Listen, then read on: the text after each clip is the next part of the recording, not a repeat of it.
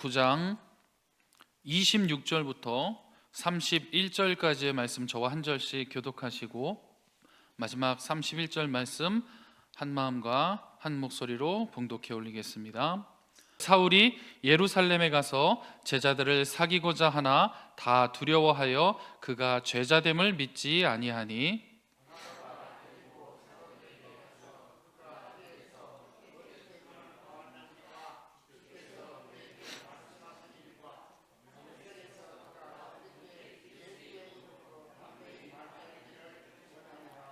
사울이 제자들과 함께 있어 예루살렘에 출입하며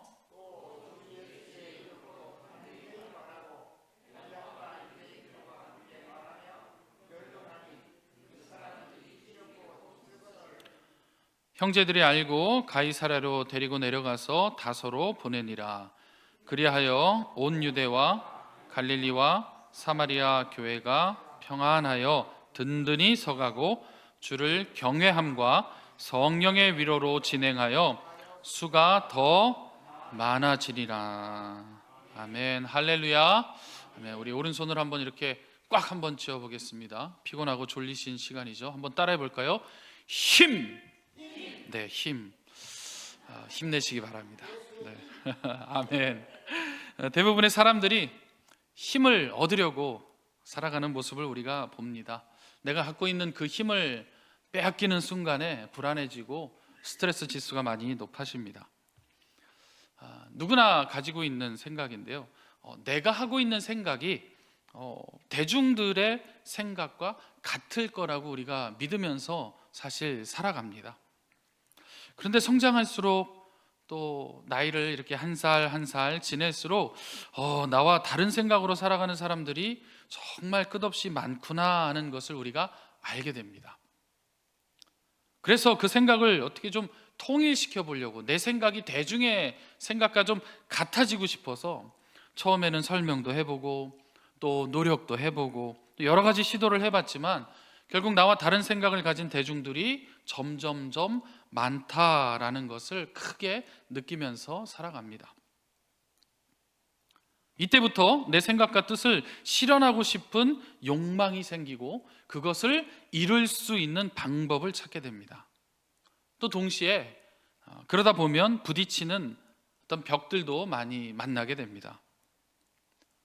내가 아무리 좋은 기술이 있어도 또 내가 아무리 좋은 아이디어가 있어도 내가 아주 획기적인 능력이 있어도 기존에 나를 제외하고 견고하고 두껍게 이미 형성된 어떤 기득권에 나를 어필할 힘이 없구나 하는 것을 또 느끼게 됩니다. 그러다 보니까 나도 이제는 기득권이 되려고 애씁니다. 힘을 얻으려고 합니다. 그리고 그 힘으로 내가 가지고 있는 생각이 모두의 생각이 되는 것, 내 생각이 곧 대중의 생각이다, 이것을 이루어 내려고 합니다. 그리고 어느 정도 시간이 지나면 어느 순간 내가 어느 정도의 좀 힘을 소유하게 됩니다. 가깝게는 가족 구성원 안에서도 어느덧 영향력 있는, 좀 작겠지만 그 영향력을 가장 크게 행사할 수 있는 위치에 내가 서 있게 되고요. 또 사회에서도 어느 정도 자리를 잡은, 그래서 어느 모임 정도에서는 내가 꽤나 목소리에 힘을 주어서 말할 정도의 힘을 갖게 됩니다. 그리고 이때부터 나타나는 현상은 내가 힘이 없었을 때에 빼앗겼던 것들을 나도 다시 빼앗으려고 합니다.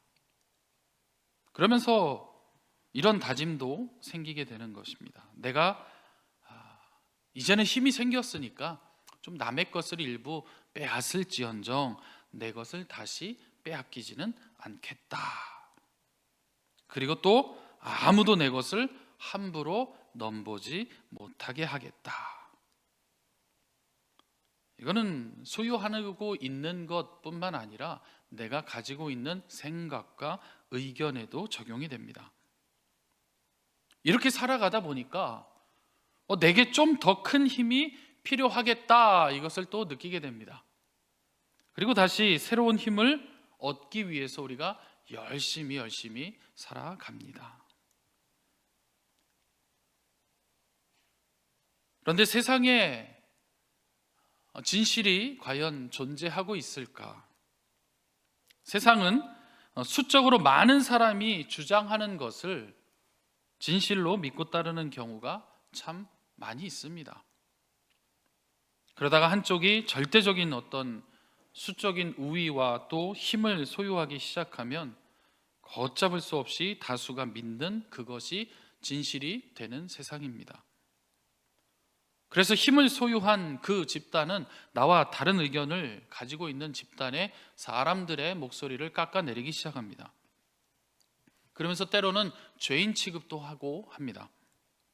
그래서 내가 속한 공동체가 아닌 그저 외부에 있는 사람으로 분리해내려고 또 상대방을 지적하면서, 그러면서 또 동시에 나 스스로는 인정받고 있는 어떤 진리의 공동체 구성원이라는 그런 만족감, 어떤 우월감을 느끼게 되는 것도 사실입니다. 제가 지금 말씀드리는 것은 현대의 시대를 말씀드리는 것이 아니라 바울 시대의 이야기를 말씀드리고 있는 겁니다. 그리고 이것을 버리기 가장 어려웠던 사람 중에 한 명이 그 시대의 바울이었습니다. 바울은 대단한 힘을 가진 사람이었습니다. 학벌도 당대 최고의 학벌을 소유한 사람입니다. 가문도 좋습니다. 리더십도 있고 추진력도 아주 강한 사람입니다. 무엇보다 중요한 것은 그가 속해 있는 바리새파의 어떤 든든한 지지를 얻고 자기 생각이 곧 대중의 생각이고 하나님의 뜻이라고 강하게 믿었던 사람이 바로 예수님을 만나기 전에 바울입니다. 그 결과로 자신이 믿는 진리, 이것과 좀 다른, 그래서 자신이 믿는 공동체를 오히려 악한 것으로 오염시킨다라고 생각되는 사람은 그 사람을 죽이는 것도 서슴지 않았던 사람입니다. 한 사람쯤은 또 여러 사람 정도는 죽여도 가능한 힘을 가지고 있는 사람이었습니다. 실제적인 피를 보면서 죽이는 것도 가능했고, 한 마을에 자신과 다른 생각을 가지고 있는 사람이 도저히 발을 붙이고 살 수 없을 정도로 사회적인 죽음도 충분하게 죽여낼 수 있었던 사람이 바로 바울이었습니다. 만약 이 시대에 바울이 원하던 메시아가 오셔서 구원을 이루신다면 이런 사람들부터 구원의 순번을 주고 또 그 가운데서도 아주 높은 자리에 앉을 수 있도록 칭찬하기를 고대하던 사람이었습니다. 바울은 그것이 사실이라고 믿던 사람이었습니다. 그 믿음을 뒷받침할 수 있었던 충분한 힘도 소유한 사람이었습니다. 하나님께서 예언자들을 통해서 조상들과 또 이스라엘에게 하신 약속들, 그래서 어떤 경제적으로 또 정치적으로 종교적으로 우리 모든 유대 민족이 다시 일어날 것을, 회복할 것을 강하게 믿고 있는 사람이었습니다. 그래서 자신이 속한 선민 중에 선민, 바리새인이죠. 바울은 바리새파입니다. 바리새인의 사회가 모든 수준에서 번영하게 되는 회복을 믿고 있는 인물이 바로 바울입니다. 그런 그가 지금 자신의 힘을 버려야 하는 순간을 이전 말씀에서 만나게 되는 겁니다. 쉬운 선택일까요? 이것을 남의 이야기가 아니라 저와 또 여러분들이 비록 크지 않더라도 지금까지 쌓아온 나의 지식적 수준, 학연, 지연, 혈통, 경제력, 어떤 권위, 사회적인 지위, 이런 것들을 일순간에 다 내려놓아야 진정한 부흥과 구원이 시작된다, 이렇게 예수님 말씀하신다면 우리는 혼란스럽기 시작할 수밖에 없습니다. 온 세상을 창조하신 하나님이 시온으로 다시 돌아오셔야 되고 로마를 내쫓아야 되고, 그래서 그들로부터 시작된 어떤 부정한 흔적들을 이스라엘에서 다 지워주셔야 되고, 이스라엘이 참으로 하나님의 백성임을 만방에 알리실 것만이 유일한 구원이다 하는 것을 고대하고 기다리고, 또 그 중에 특히 바울은 앞장서고 살고 있었는데, 그래서 스스로 힘을 키우고 성전에서 누구보다도 열심히 예배드리고, 또 성전에서 선포되는 율법을 삶의 지표로 삼아서 성경을 이렇게 엿보면 지나칠 정도로 꼼꼼하게 그것을 지키고, 또 절대로 타민족과 자신들의 공동체를 어지럽힐 수 있는 그 어떤 타인들을 용서할 수가 없이 살고 있었는데, 그 모든 것을 지금 다 비워야 된다 라고 말씀하시면 할 수 있을까요? 더 힘든 사실이 하나 있습니다. 신명기 21장에서 하나님이 저주하신 자를 찾아서 나는 죽여야 되는데, 그를 따르는 제자들, 그들이 지금 나의 공동체를 부활할 수 없도록 오염시키고 있어서, 우리 민족을 더럽히고 있어서 거기에 동참하는 자들을 내가 다 색출해내서 다 징벌해야 하는데, 하필 이 순간에 그 모든 영향력과 힘을 내려놓아라 라고 말씀하시면 과연 내려놓을 수 있을까요?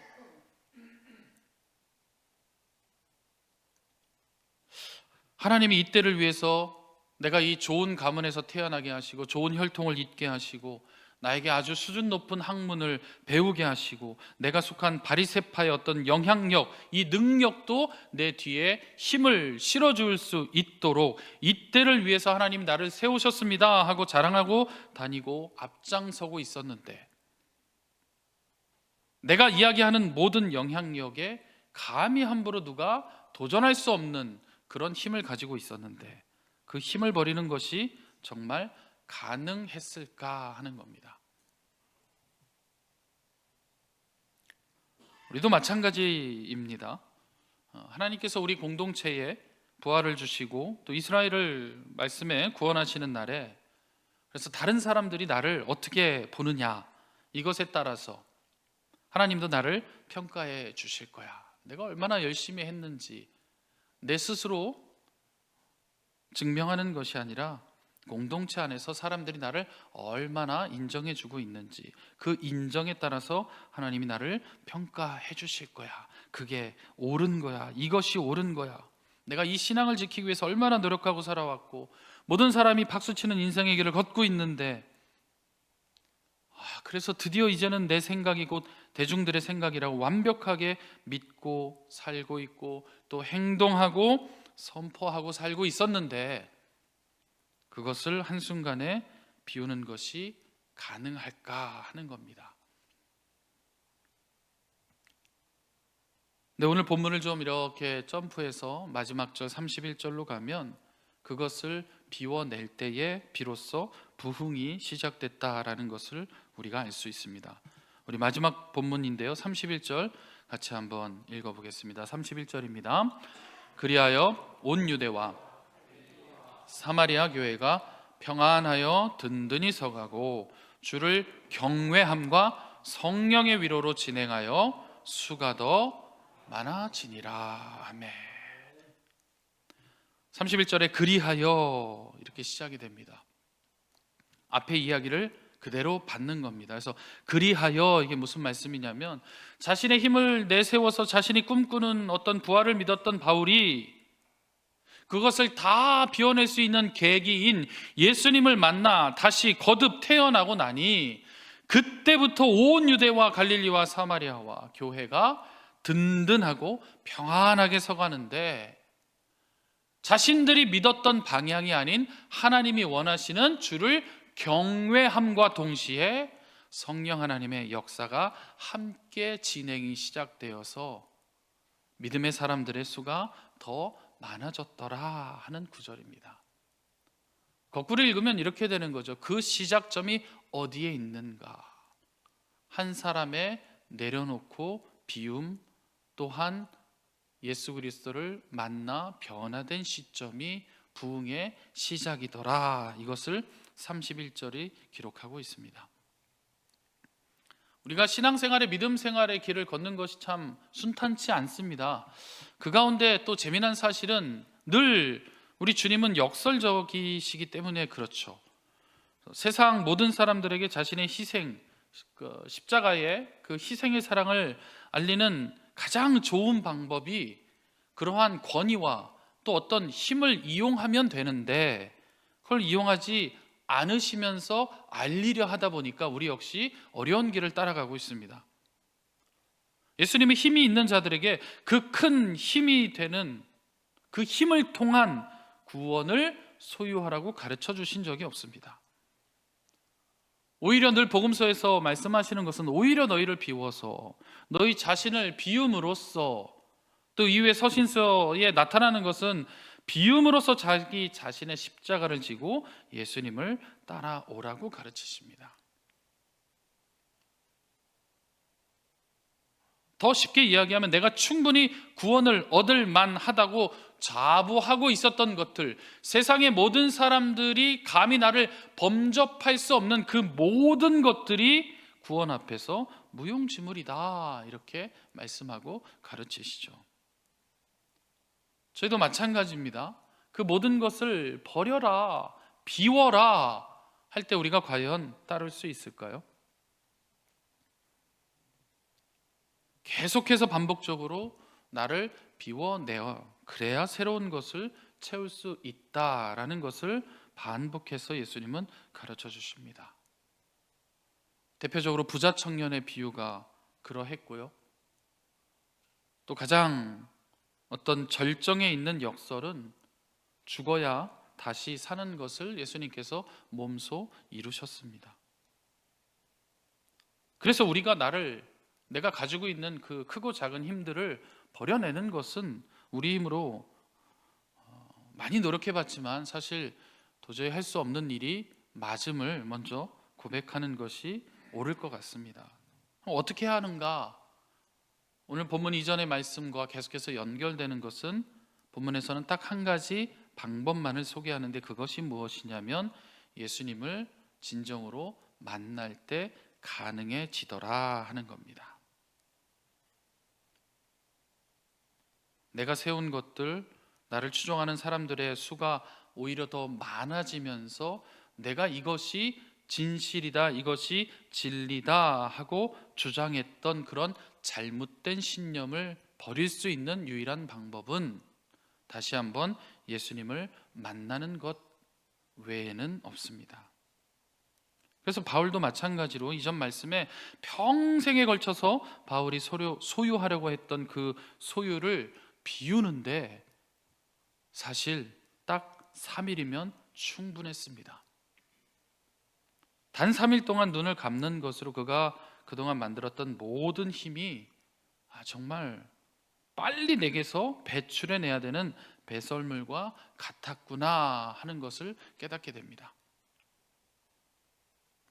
내가 옳다고 믿은 대로 살아왔지만 그럼에도 딱 한 가지 부족했던 거, 나를 비우고 또 내 삶의 주인이 우리 예수님이라는 것을 인정하고 받아들이는 것, 딱 한 가지. 부자 청년은 이것을 하지 못해서 성경 말씀 그대로 근심하며 돌아갔고 이후에 그는 다시 성경에 기록되어 있지 않습니다. 바울의 고백을 한번 살펴볼까요? 이해하기 쉽게 제가 공동 번역으로 준비했습니다. 빌립보서 3장 8절에서 9절 우리 한 목소리로 같이 읽어보겠습니다. 그뿐만 아니라 나에게는 모든 것이 다 장애물로 생각됩니다. 나에게는 내 주 그리스도 예수를 아는 지식이 무엇보다도 존귀합니다. 나는 그리스도를 위해서 모든 것을 잃었고 그것들을 모두 쓰레기로 여기고 있습니다. 그것은 내가 그리스도를 얻고 그리스도와 하나가 되려는 것입니다. 내가 율법을 지킴으로써 하나님과의 올바른 관계를 얻는 것이 아니라 내가 그리스도를 믿을 때 내 믿음을 보시고 하나님께서 나를 당신과의 올바른 관계에 놓아주시는 것입니다. 아멘. 배설물 또 쓰레기, 이것은 우리 삶에서 더 이상 동행할 수 없고 가급적 빨리 나로부터 버려야 하는 것들입니다. 혹시라도 그것 때문에 나의 구원, 나의 가정의 구원, 나의 공동체가 또 교회가 구원을 이룰 수 있다고 믿었던 것들이 오히려 내게서는 빨리 버려야 할 것임을 깨닫게 된 고백이 우리가 지금 읽은 빌립보서 3장 8절과 9절의 고백입니다. 이것을 이룰 수 있는 단 한 가지 방법이 예수님을 만나는 겁니다. 예수님을 만나시기를, 저와 여러분이 다시 예수님을 만나시기를 간절하게 소망합니다. 아멘. 혹시 성경 이렇게 읽으시면서 신약 시대에 등장하셨던 예수님을 만나보셨습니까? 신약 시대에 등장한 예수님이 우리에게 무엇을 계속해서 말씀하고 계시나요? 아까 힌트를 드렸습니다. 내가 가장 하기 어려운 것, 또 내가 가장 하기 싫은 것, 또 내가 절대 하면 안 될 것 같은 것을 신약 시대에 예수님이 말씀하고 계십니다. 바울의 열심을 칭찬하시고 인정하시기는커녕 오히려 나를 오염시킬 수 있는 죄인들을 영접하라고 하시고 그들과 함께 식사하라고 하십니다. 내가 평생에 옳다고 믿어온 신념을 버리라고 하십니다. 내가 그것 때문에 살았고 내가 그것으로 나의 자존감을 높였고, 대표적으로 유대인들의 신념 중에 가장 으뜸된 신념이 무엇이 있었습니까? 우리만 구원받았다라는 선민사상이 있었습니다. 그것을 지금 버리라고 말씀하십니다. 신약시대의 예수님이 말씀하셨던 겁니다. 우리는 당하면 갚아줘야 되는데, 원수 갚는 것이 너무 당연한데, 내가 원수 갚을 수 없으면 원수 갚을 수 있는 힘 있는 사람을 찾아가서 오히려 부탁하고 일부분이라도 좀 원수를 갚아달라고, 그렇게 우리는 사는 것이 당연한데 오히려 원수 갚는 것을 반대하시고 또 한 걸음 더 나아가서 그 원수를 사랑하라 이렇게 말씀하십니다. 심지어 지금 로마까지도 너희가 사랑하라 이렇게 말씀하십니다. 폭력 아니면 맞설 수가 없는데 오히려 스스로 폭력의 대상이 되기를 각오하라고 예수님 말씀하십니다. 그리고 바울에게 정반대의 삶을 살아내라고 만나주시고 그 눈을 잠시 감겨주십니다. 이것이 신약시대에 성경에 기록된 예수님의 말씀입니다. 그래서 우리가 말씀을 많이 보면서 또 예배하면서 이러한 신약시대의 예수님을 만나셨다면, 그러면 여러분 인생 가운데에 과거 지난날에 어떠한 예수님을 만나셨습니까? 우리가 이 자리에서 예배할 수 있는 것은 그 어느 때에 우리 기억 속에, 우리의 감성 속에 내가 예수님을 만난 것이 너무나 뚜렷하고 분명한 사실이기 때문에 우리는 하나님 앞에 예배하고 있습니다.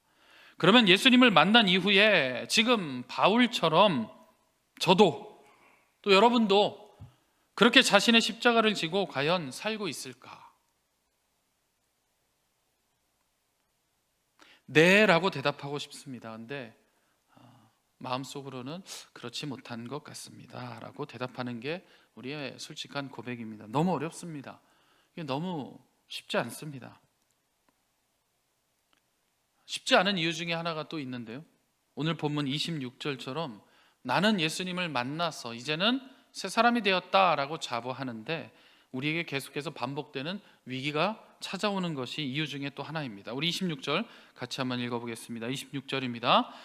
사울이 예루살렘에 가서 제자들을 사귀고자 하나 다 두려워하여 그가 제자됨을 믿지 아니하니. 나는 변했다고 생각했는데, 난 예수님 만났는데 사람들이 나의 변화를 도저히 받아들여 주지 않습니다.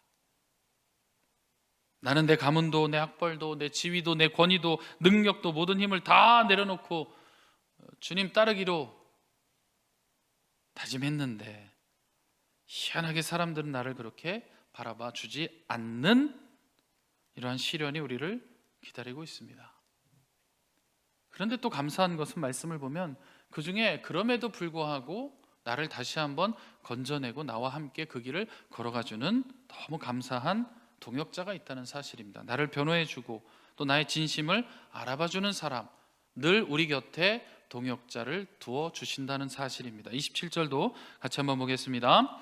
바나바가 데리고 사도들에게 가서 그가 길에서 어떻게 주를 보았는지와 주께서 그에게 말씀하신 일과 다메섹에서 그가 어떻게 예수의 이름으로 담대히 말하였는지를 전하니라. 아멘. 참 감사한 일입니다. 너무 감사한 일입니다. 그런데 내가 그동안 스스로 쌓아왔던 그 힘만큼, 그 권위만큼, 나 스스로 나를 대변했던 그 능력만큼 내가 그리스도의 길을 걸어가려고 할 때 오히려 그 힘이 내가 걸어가는 길에 저항이 됩니다. 제가 29절 같이 한번 보겠습니다. 29절 시작. 또 주 예수의 이름으로 담대히 말하고 헬라파 유대인들과 함께 말하며 변론하니 그 사람들이 죽이려고 힘쓰거늘. 아멘. 왜 바울을 죽이려 할까요? 그동안의 바울이 그들에게 보여주었던 힘 때문에, 그동안 바울이 살면서 그들 앞에 당당하게 외쳤던 그 학벌과 가문과 바리새파를 등에 힘으로 얻고 행했던 그 모든 일들 때문에 이제는 오히려 바울이 지원을 받고 헬라파 유대인들과 함께 변론하고 또 예수 그리스도를 내가 어떻게 만났습니다, 이것이 구원의 참 열쇠입니다 주장하는데 사람들은 오히려 그를 죽이려고 힘씁니다.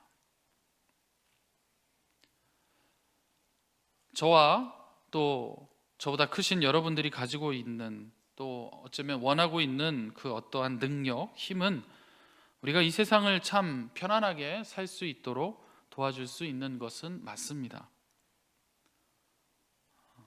별로 영향력이 없는, 세상에 어떤 영향력이 없는 정현기 목사와 병원장의 아들이 동시에 응급실을 찾아갔다면 우선순위는 무명의 목사에게 오지 않을 것입니다. 이것이 세상에 너무나 당연한 힘입니다. 하지만 예수님의 눈에는 그 힘이 보이지 않는다라는 사실입니다. 오히려 그 힘에 지배를 당하면 우리도 눈을 감고 다시 태어나야 하는 고통을 감수해야 할 뿐입니다. 그럼 무엇이 가장 힘든 우리에게 숙제로 다가오는 것인가?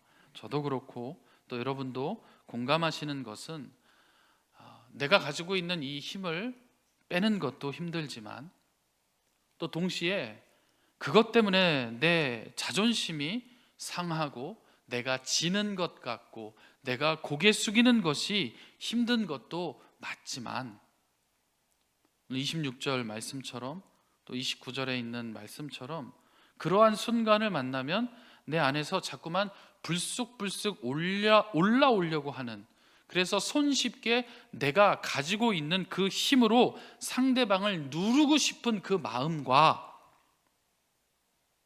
그 이전에 만났던 예수님이 그것부터 너는 버려야 한다 말씀하셨기 때문에 이 두 가지가 내 안에서 선한 결정을 내리려고 몸부림치는 것이 더 힘들더라 하는 것을 우리가 다 알고 있습니다. 그래서 제가 요즘에 금요일마다 우리 찬양단과 함께 부르는 찬양에 참 감사한 고백이 있습니다. 그 가사의 내용이 이렇습니다. 크고 작은 갈등을 겪곤 하지만 항상 결국 당신을 선택합니다 하는 기도의 고백의 찬양을 함께 나누고 있습니다. 이 고백이 가능한 유일한 방법, 내 안에서 얼마 되지도 않지만 내가 그 힘으로 억누를 수 있을 것 같고 내가 우위를 점할 수 있을 것 같고 내 강한 입술의 권위로 상대방을 초라하게 만들 수 있을 것 같지만 그것을 또 포기하고 이때 예수님이 나에게 바라시는 것이 무엇인가? 그것을 모르지 않기 때문에 이 두 마음 가운데에 갈등하는 이 어려움. 그럼에도 불구하고 그 갈등 속에서 항상 주님을 선택할 수 있는 그 고백이 가능한 유일한 방법은 바로 오늘의 예수님을 만나는 것 외에는 없습니다. 오늘 우리가 큐티하고 있는 오늘 새벽 본문을 함께 살펴보니까요, 어부인 베드로가 만선을 넘어서 어떤 풍어를 얻고 또 예수님을 주인으로 얻고 또 본인뿐만 아니라 그 동료들까지 예수님의 제자가 되는 것을 얻을 수 있었던 유일한 방법이 한 가지 있었는데, 그것이 무엇이냐면 어부가 목수의 말을 따라서 순종해서 바다에 그물을 던지는 것 단 한 가지였습니다. 내 힘과 또 내 상식으로 도저히 불가능한 일, 때로는 너무나 유치해 보이는 일, 때로는 너무 어이가 없어서 헛웃음밖에 안 나오는 일, 목수가 어부에게 저기 가서 그물을 던져라. 그러나 베드로가 말씀에 의지하여 순종할 때에 기적이 일어났습니다. 우리도 우리의 힘과 상식으로 도저히 불가능하지만 말씀으로 다시 그날 하루하루에 예수님을 만날 때에, 순종할 때에 우리의 삶이 기적의 삶이 됩니다. 그러기 위해서는 오늘의 예수님을 만나는 것 외에는 없습니다. 신약의 예수님으로 우리가 버틸 수 없고 예전에 만났던 예수님으로 오늘을 살아내기가 어렵다는 것을 우리가 모두 다 알고 있습니다. 하나님께서 너무나 사랑하시는 우리 개성교회 성도 여러분, 신약의 예수님을 만나셨습니까? 또 인생의 지난날에도 예수님을 만나셨습니까? 그러면 오늘의 예수님도 만나시기를 바랍니다. 하루하루 새롭게 만나주시고 새롭게 말씀 주시는 오늘의 예수님을 만나시기를 주님의 이름으로 간절히 소망드립니다. 세상에서 얻은 힘이 나를 대변하고 내가 누구인지를 변론해 주기 시작한다면 서둘러서 그 힘을 빨리 버리시기 바랍니다. 비우시기 바랍니다. 한 사람이 비우고 변해서 예수님, 오늘의 예수님을 만날 때에 그때가 바로 31절 말씀처럼 모두의 부흥이 시작되는 하나님의 역사의 날이 됩니다. 그 한 사람이 저와 여러분이 되시기를 주님의 이름으로 축원드립니다. 아멘.